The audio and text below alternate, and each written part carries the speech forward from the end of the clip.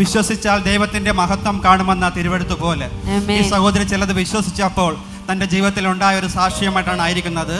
സഹോദരി വിഴിഞ്ഞം ഭാഗത്തു നിന്നാണ് വരുന്നത്. പൊഴിയൂർ എന്ന് പറയുന്ന ഭാഗത്ത് താൻ അനുഗ്രഹിക്കപ്പെട്ട ഒരു ലീഡറായിട്ട് അവിടെ പ്രവർത്തിക്കുന്നു. കിയോൾഡ എന്നാണ് സിസ്റ്ററിൻ്റെ പേര്. സിസ്റ്ററിന് 15 വർഷത്തോളമായി തൻ്റെ അലർജിയാൽ ഭാരപ്പെടുകയായിരുന്നു. അത് കാരണം സിസ്റ്ററിന് ഒന്നും ചെയ്യാൻ കഴിയത്തില്ലായിരുന്നു. കാരണം സിസ്റ്റർ പറയുന്നത് രാവിലെ വീട് കതവ് തുറന്ന് പുറത്തിറങ്ങിയാൽ തുമ്പിക്കൊണ്ടേ പുറത്തിറങ്ങത്തുള്ളൂ, വിട്ടുമാറാത്ത ജലദോഷം അങ്ങനെ എല്ലാം ആയിരുന്നു. പക്ഷേ കഴിഞ്ഞ ആഴ്ച ജോൺ ബദർ മുട്ടുവേദനയുള്ള ആൾക്കാർക്ക് പ്രാർത്ഥിക്കുന്ന സമയത്ത് സിസ്റ്ററിന് മുട്ടുവേദന ഉണ്ടായിരുന്നു. അത് പ്രാർത്ഥിക്കാൻ വേണ്ടിയിട്ടാണ് സ്റ്റേജിലേക്ക് വന്നത്.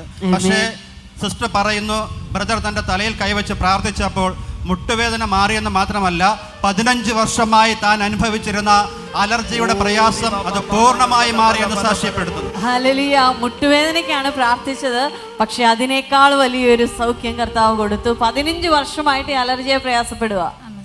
ആമേൻ. അലർജി ഇതേപോലെ മാറത്തില്ലെന്നാണ് പറയുന്നത് അല്ലേ?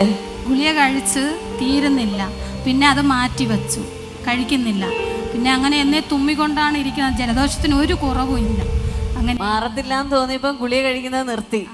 ആമേൻ. എന്നാൽ കർത്താവ് അതിൽ നിന്ന് പൂർണ്ണമായിട്ടും സൗഖ്യമാക്കി. കർത്താവ് കൊടുത്ത സൗഖ്യത്തിനായി സ്തോത്രം ചെയ്യാൻ ഞാൻ വിശ്വസിക്കുന്നത് കഴിഞ്ഞ ആഴ്ച ഒരു കൂട്ടം ആളുകൾ ഇവിടെ വന്ന് പ്രാർത്ഥിച്ചതാണ്. ആമീൻ. അവരെല്ലാവരും അവരുടെ പലവിധമായ രോഗത്തിൽ നിന്നും കർത്താവ് വിടുവിച്ചു. ആമീൻ. ഓരോ പ്രാവശ്യവും സൗഖ്യം നടക്കുമ്പോൾ തോന്നും, അയ്യോ എൻ്റെ ദൈവം എന്തൊക്കെയാ ചെയ്തുകൊണ്ടിരിക്കുന്നത്, എങ്ങനെ സ്നേഹിക്കുന്ന ഒരു കർത്താവിനെ നമുക്ക് കണ്ടെത്താൻ കഴിഞ്ഞല്ലോ എന്ന് കരങ്ങളെ അടിച്ച് ദൈവത്തെ സ്തുതിച്ചാട്ടെ. Thank you Jesus. മാത്രമല്ല ഒരു സാക്ഷ്യം കൂടെ ഉള്ളത്, തൻ്റെ മകൾ നോഹ, മകളും 4 വർഷമായിട്ട് ഇതേ പ്രയാസത്തിലായിരുന്നു. പക്ഷേ അലർജിയാൽ ഭാരപ്പെടുകയായിരുന്നു. കഴിഞ്ഞ ആഴ്ച നെയ്യാറ്റിൻകര ലീഡേഴ്സ് മീറ്റിങ്ങിൽ പങ്കെടുത്തപ്പോൾ ജിജോ ബ്രദറിനെ കണ്ട് പ്രാർത്ഥിച്ചു.